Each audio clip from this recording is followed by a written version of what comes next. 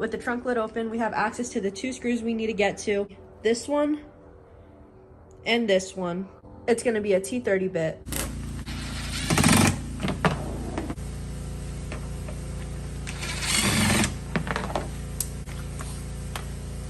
Moving to the side of the car, right behind the tire wall, we have 3 screws that need to go. This last one is going to be difficult to get to with the drill, so we're going to need to switch over to a manual. Now on both sides, underneath the mud flap, there's a screw hiding here, so you're going to need to remove that before we get to the edges. Let's get the next side. All right, and last thing holding the mud guard to the bumper and the bumper to the frame is going to be the clips underneath the car.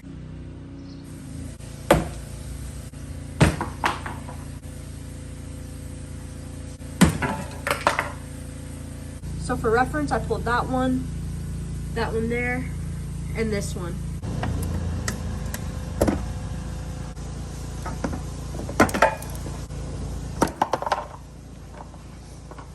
But these are the 2 clips that I missed that I did not show earlier.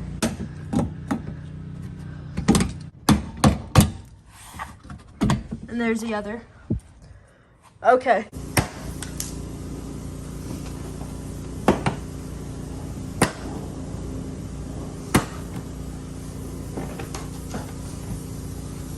All right, this side's free.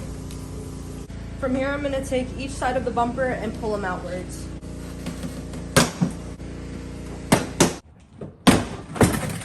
There she goes. Whew. All right, so this is a little bit irrelevant to the tutorial, but I also got some side splitters. I got the diffuser and frame, and now it's time to tackle the screws and the clips holding it in. Right here, we got a screw that we need undone. We have one on the opposite side. Okay, and from here, we got clips all along the bumper that we're gonna need to declip.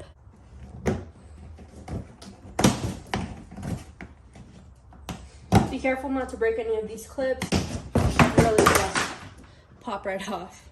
All right, now let's get the diffuser on. It's gonna be a bit difficult. I heard that these don't fit like the OEM ones do.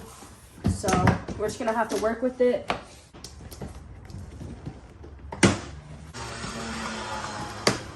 Here.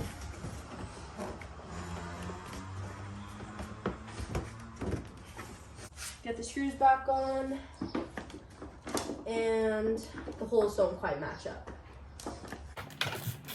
So I did get the holes to fit anyway, even though they weren't completely lined up towards each other. You just kind of have to flex it into place. It's fine. We knew it wasn't going to be a guaranteed fit, but we'll make do with what works. So because I'm holding off on splicing this into anything, I'm going to go ahead and run a heat shrink all the way down. Make sure it's at least a little bit more waterproof than the way it came. I'm going to seal off this end as well. Now that we've got the splitter lined up, let's go ahead and match up these holes.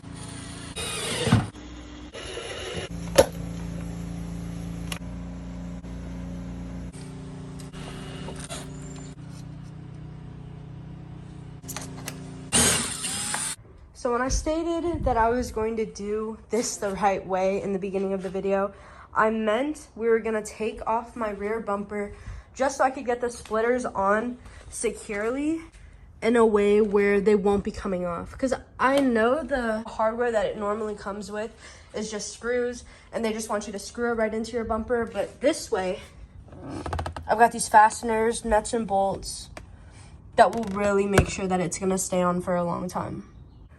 I just wanted to show you guys the setup behind everything before the bumper goes back on.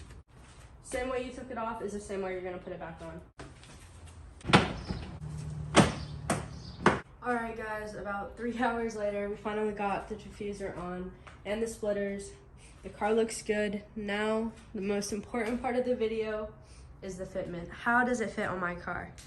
Let's get some up close shots for this. Right there. Because honestly, if you look at some OEM cars, a lot of the parts don't always fit flush anyways. so it's not that big of a deal to me. I do plan on wiring this in sometime if I replace the LEDs, because the LEDs just don't seem bright enough for me. Right along here, this is where the fitment gets extremely weird. The mud splash is super close to my tire. I don't know if you can see that, but it's extremely close.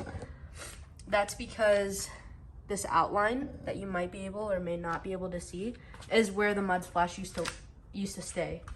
Here's the actual fitment. You can see how far it actually does go out, and like the dirt line is still there. If it starts to scrape or this starts to come off, then I'll just take the whole thing off and then put on different mud guards or different splash guards. It's really not that big of a deal for me. But the splitters, of course, they have to stay. I hope you guys enjoyed the video. I'll see you on the next ride.